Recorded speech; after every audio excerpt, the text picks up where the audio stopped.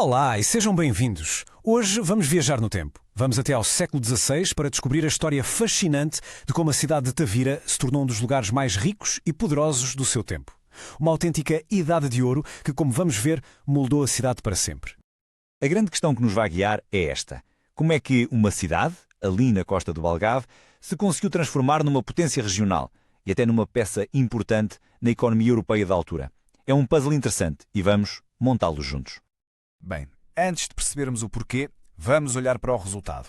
No século XVI, Tavira não era de todo apenas mais uma cidade no Algarve. Era o centro de tudo. Um polo de riqueza tão grande que se manifestava em todo o lado, desde os edifícios imponentes ao bulício constante das ruas. Era o coração pulsante da região. Então, vamos lá a isso. Como é que Tavira chegou a este ponto? O primeiro grande pilar de toda esta prosperidade foi, sem dúvida, a sua localização estratégica e, mais concretamente, o seu porto. Ora, o porto de Tavira era aquilo a que os especialistas chamam um porto de escoamento. O que é que isto quer dizer? Basicamente era o ponto de ligação, o elo absolutamente insubstituível entre um interior riquíssimo em recursos e o vasto mundo lá fora, ligado pelas rotas comerciais marítimas. Era literalmente a porta de saída para toda a riqueza da terra. E a sua função era dupla, o que o tornava ainda mais importante. Por um lado, claro, era um centro comercial vital. Era por ali que saíam produtos valiosos como o sal, os cereais, os minérios. Mas, por outro lado, tinha uma importância militar que não podemos esquecer. Servia de base de apoio logístico para todas as operações portuguesas no norte da África. Portanto, era uma peça-chave, tanto para o comércio como para a estratégia militar do reino. Mas se o porto era a fundação, o verdadeiro motor, o que realmente catapultou a fortuna de Tavira vinha do mar.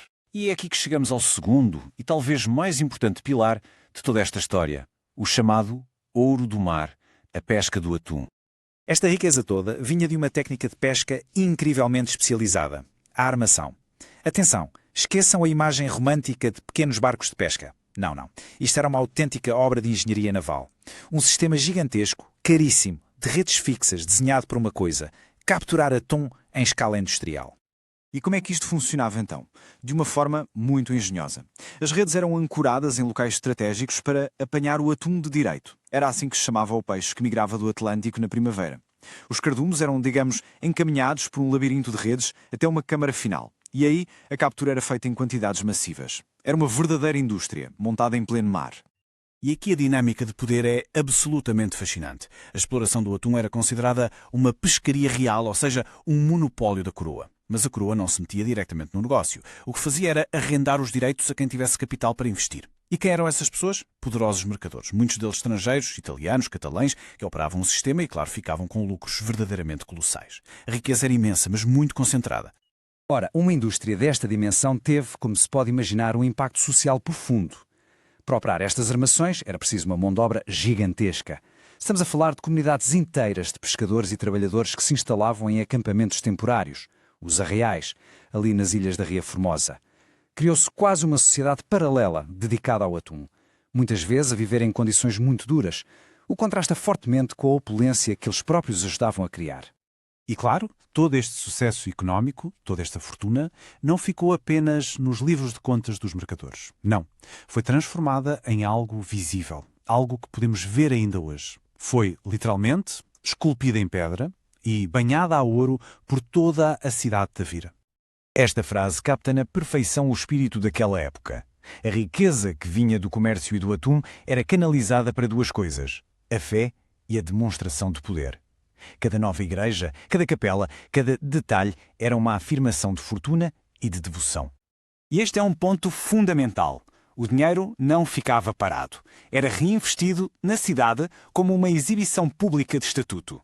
As famílias ricas competiam entre si para ver quem financiava a igreja mais bonita, a capela mais ornamentada. Era uma forma de ganhar prestígio social e, quem sabe, garantir um lugar no céu. E não se poupava em nada. Retábulos dourados, obras de arte caríssimas, tudo servia para mostrar a imensa fortuna que possuíam. E se quisermos ver o exemplo máximo de toda esta opulência, basta olhar para a Igreja da Misericórdia. É, provavelmente, o símbolo maior deste período. A sua fachada renascentista, riquíssima em detalhes, é um autêntico testemunho em pedra do apogeu económico e artístico que Tavira atingiu. Mas, como todas as idades de ouro, a de Tavira também teve um fim. Vamos agora perceber o que aconteceu a seguir e que legado é que este período de glória nos deixou. O declínio não foi repentino, foi lento, mas infelizmente inevitável. E um dos principais culpados foi um problema natural, o assoreamento da barra do rio.